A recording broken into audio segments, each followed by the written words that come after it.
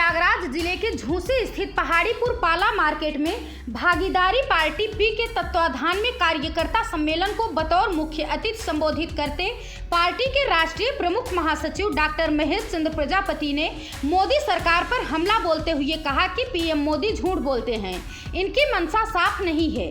ये पिछड़ों के नाम पर पिछड़ी जात को धोखा देने का कार्य कर रहे हैं। पीएम मोदी कहते हैं कि एक राष्ट्र है तो देश में एक चुनाव होगा, लेकिन मैं पूछना चाहता हूं, जब देश एक है, राष्ट्रपति एक है, प्रधानमंत्री एक है, चुनाव एक कराना चाहते हैं तो देश में एक समान शिक्षा लागू क्यों नहीं करना चाहते हैं? आज प्रदेश में ही नहीं पूरे देश में शिक्षा की अलग अलग व्यवस्था है, इस व्यवस्था को एक समान क्यों नहीं कर रहे हैं? जो सिलेबस कॉन्वेंट स्कूल में पढ़ाया जाता है वही सिलेबस प्राथमिक स्कूल, हाई स्कूल और इंटर कॉलेज में क्यों नहीं लागू किया जा रहा है?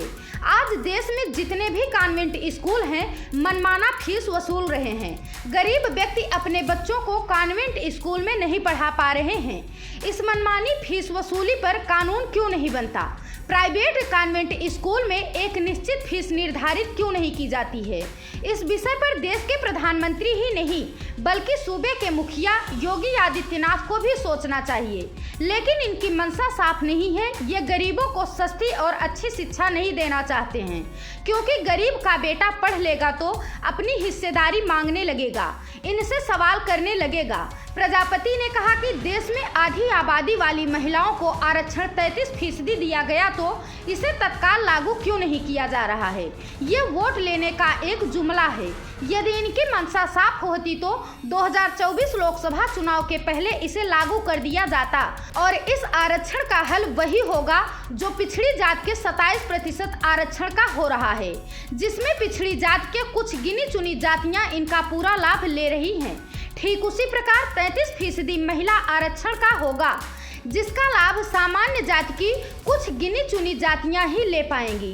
प्रजापति ने कहा कि महिला आरक्षण बिल जनगणना और निर्वाचन क्षेत्र के परिसीमन का इंतजार किए बिना आरक्षण तुरंत लागू किया जाना चाहिए और 2024 के चुनाव में इसे वास्तविकता में लाना चाहिए, नहीं तो ये वोट लेने का केवल जुमला है। ठीक उसी प्रकार जिस प्रकार से 2002 में मुलायम सिंह यादव ने 17 अति पिछड़ी जाति को एससी में शामिल करने का जुमला छोड़ा था, जिससे पिछड़ी जात की वोट मिल सके और वह सरकार बनाने में कामयाब हो सके।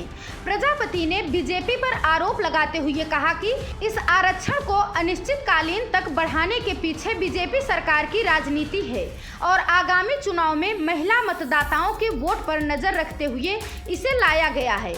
उन्होंने कहा कि मेरा मानना है कि ये आरक्षण विधेयक 2024 के चुनाव को ध्यान में रखकर लाया गया है ताकि बीजेपी आधी आबादी वाले वोटों पर डाका डाल सके, जबकि सच्चाई ये है कि कम से कम अगले 2 चुनाव में ऐसा नहीं लगता है कि आरक्षण लागू हो पाएगा। तथा उन्होंने मतदाता पेंशन लागू करना, गरीब कल्याण कार्ड लागू करना, बिजली पानी शिक्षा दवा निःशुल्क करना, उत्तर प्रदेश में शराब बंद करना, जातिगत जनगणना करवाए जाने पर बल दिया। सम्मेलन में मुख्य रूप से फूलपुर लोकसभा प्रत्याशी ज्ञान सिंह प्रजापति, दीपक कुमार प्रजापति, बाला प्रसाद कुशवाहा, डॉक्टर मिथिलेश कुमार प्रजापति, सुनील कुमार प्रजापति, श्रीकांत प्रजापति, सुरेंद्र मोहन, सोने लाल पटेल, भानु प्रताप, नवदीप कुमार पाल, विनोद कुमार प्रजापति, डॉक्टर कमलेश प्रजापति, प्रशांत सिंह पटेल, अजीत भारतीया, रजनीश सहित काफी संख्या में लोग उपस्थित रहे।